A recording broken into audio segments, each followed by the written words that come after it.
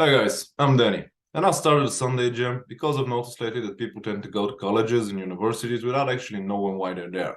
And afterwards, starting jobs that are unfulfilling. So I'm interviewing different professionals to see what they have to say and share their knowledge and experience with you. I hope you enjoy it. It's good now. Right on, Vadim. Thanks for being with me, man. How are you doing? Doing good. Thank you. How are you? All is well. Rather happy to have you here. The program will be focused on three main questions. What do you do for a living? How did you get there? And how did you know that this was the way to go? So tell us what you do for a living, please. Well, I'm really glad to be here on this podcast with you. Or uh, mm, uh, what I do for a living. I think you know I would probably split this into three different parts that I do for a living. I have a As many as you have to.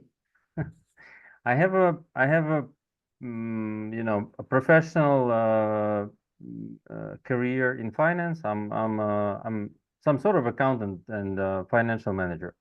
I have a department, and I've been in finance for about, I don't know, maybe almost 20 years. And then also Nice. I started making some investments, and I think it was like quite a few years ago. I started investing in businesses and also into real estate. And so right now I kind of have both. I have career and I have a little bit of here and there investing thing. Sighting is insanely important. I did the same thing, and you know what? It's crazy how expensive real estate got. And I don't know, it's just insanely expensive, and yeah, at the same time, you just can't do it without it. You know what I mean?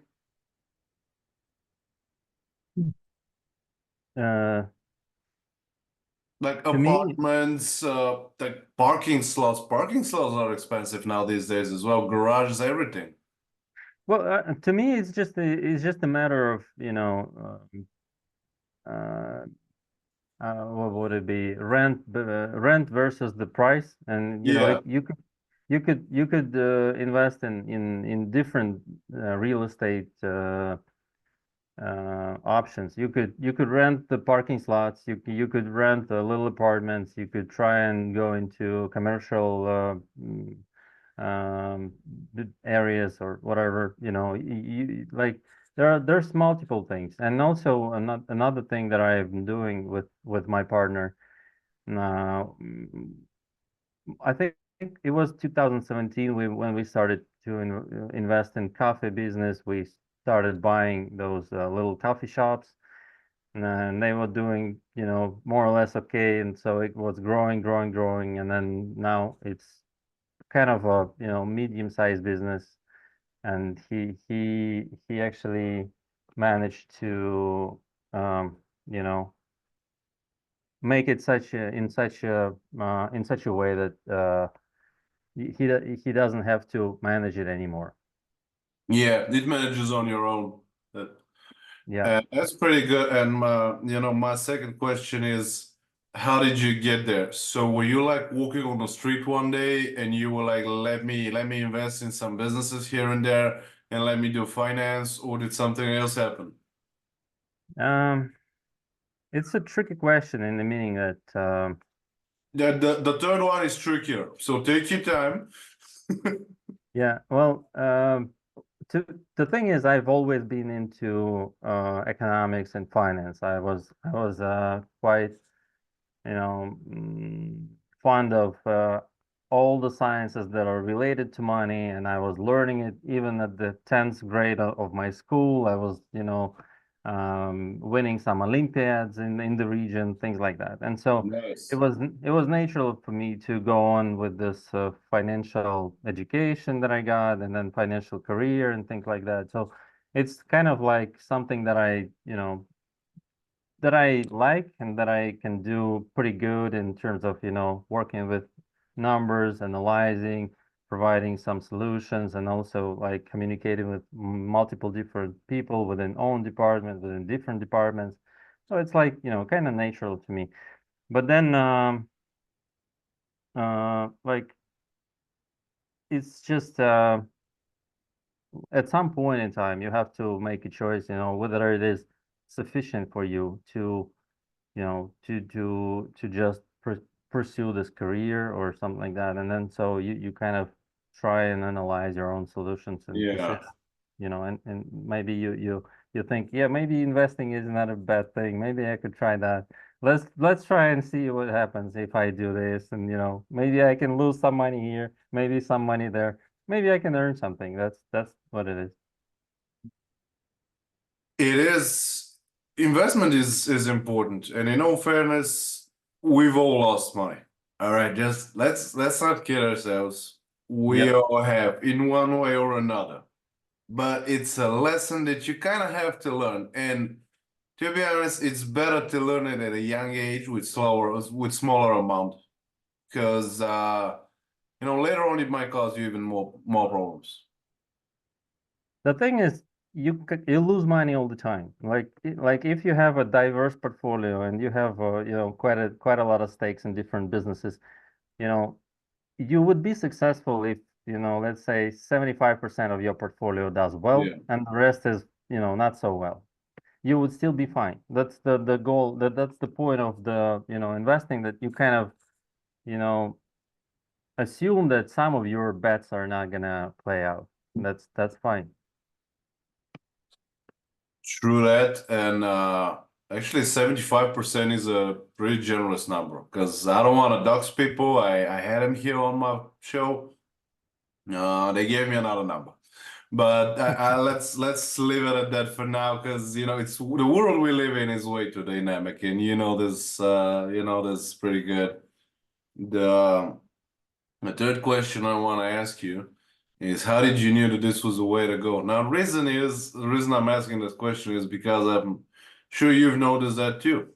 People go to colleges and universities for the sake of being to the college or the university, right? They don't really feel it. And then they graduate something, probably the first thing they were able to get their hands on. And then they start working, and it's obviously a job that's not for them. And as I said, all right, losing money, that's fine, that's acceptable. You should do it, at least not on purpose. But let's say it's a thing that's an acceptable thing, right?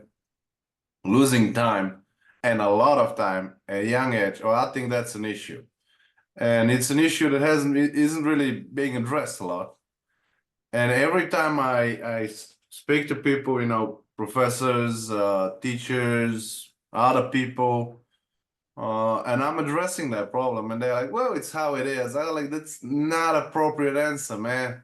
What do you mean that's how it is? You're allowing those people to lose their time for something that's not for them, and then you send them to work something that's obviously not for them. You end up with a lot of people being miserable. That's a problem. You're not gonna address it because your salary depends on it, but I'm not in that same category, so I can address it. And that's actually why I'm asking different professionals, you included, how did you knew that this was the way to go? Because in all fairness, you're in finance, you're in accounting. Well, you could have done a lot of other things. You're articulate. You could have chosen any number of professions. You didn't. So you must have known, and you've been doing this for quite a while now. You didn't start yesterday. So how did you know? Like, was this a gut feeling? Was it intuition? Were you influenced by your parents? Were you influenced by friends? Was there a tremendous mentor that you had? What was it with your case? Um, it's a combination of different factors. I I think told you the third question would be way trickier than the previous one. Remember that? I wasn't joking. yeah, my parents definitely impacted my choice, but also I think one of the books that influenced my choice was I think it was Theodore Dreiser, yeah, with the book called Finance Guy, something like that. It's a three series of books. One sec, I have camera. No. Yep, yeah, okay. Yeah, it's three different books, and it's the book about, you know, the person who was building his own financial empire, and so I was kind of impressed by that. I was always thinking that, you know, I would like to be some kind of guy like that, and so to me the financial education was one of the options, you know, to get into the financial, you know, bloodstream of every business, and you know the way to understand more about, you know, sales, marketing, logistics. In finance you can see it all and you can feel it all, and you know it's just a door to all of the other options that you might have in the future. So for me it's not like the last choice that I make in my life and I can't change it. It's just useful mean to go forward, like like a stepping stone towards something better, something more interesting. And to be honest, like first 5 to 10 years in finance, apart from, you know, building my own life and my family and, you know, kind of, you know, organizing things about around my life, I met a lot of people. I met a lot, you know, made a lot of social connections, and it actually allowed me to, you know, move forward and to shift my focus a little bit from core uh, career opportunities to some of the, you know, like more business opportunities that I see around myself. And now these days I kind of get opportunities to talk to real entrepreneurs, you know, really successful people, and I have ability to, you know, I have options to talk to them, learn from them, and then this is this wouldn't be possible for me if I wouldn't be who I am in terms of professional background. So it's not like my education was, you know, mm, stopping me from this advancement. It's just it was one of the ways to achieve wider area of opportunities. I So mean, that's in that. your case, it was actually done right. Like education for you was just a stepping stone. It Yeah, was the beginning. yeah. It's a tool, and the same with the financial career. It's just a tool for you on a certain period of your lifetime, you know, to move forward, and then maybe, you know, at some point you decide, yeah, well, I'm kind of done with, you know, with professional thing. Maybe it's time for me to move on to something else. It's fine, totally fine. Absolutely. And that's actually how you're supposed to do it. And I have a fourth question, which is pure improvisation, right? I'm always asking if you have one advice, I'm sure you have many, but if you can give one to those people that are right now in that situation, thinking like, was this for me? Was this career the right choice? Am I going to study this?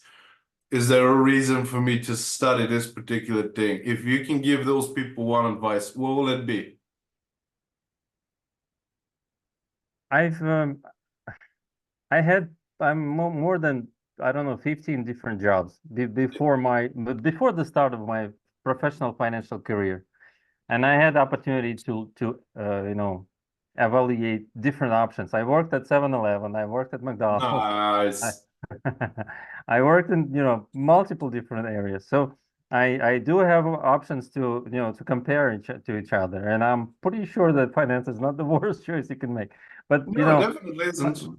yeah, but my advice would be, you know, try and ask yourself the question, you know, what kind of life do I want to live in 10 years? You know, what would my life be looking like if I could be, you know, capable of achieving it? Would it look like? What do I how do I look like? How do my family looks like? You know, where do I live and stuff like that. And then based on that, you kind of need to think it backwards and, you know, evaluate your choice. You know, what if I proceed with this particular path of actions? Would it be sufficient for me to be there where I want to be in this period of time? And then, you know, you can't see it through because it's a lot of time, and opportunities actually rise later, and then you have more options in the future. But then sometimes it's absolutely clear that, for instance, if you choose like a path of, I don't know, like a lawyer or like professional, I don't know, accountant, it's not the choice for you to to have a yacht at the beach of the ocean in 10 years. Not likely. So you need to realize that in order for you to achieve your goal, you need to be more risk taking person. You need to go into the entrepreneurship or something like that. It's up to you. It's your goals. Like if your goal is to I don't know, cure people from cancer or something like that, it's not the best choice for you to go to finance that, because it's just not going to work for you. So it's just a matter of how your decisions actually move you towards your long-term strategic goal and vision. And that's the way to make this choice. Beautifully said. And with that said, man, I really appreciate you being here and giving those advices. And I really thank you Thank for you so your much. time, man. Thanks so much. Right on. Have a nice day. Thank you. Bye-bye. Guys, I hope this one was useful. Please follow the channel on YouTube, Rumble, Twitter, Gap, LinkedIn, and Facebook. Ring the bell and all the good stuff. Have a nice week ahead, and I'll see you next Sunday.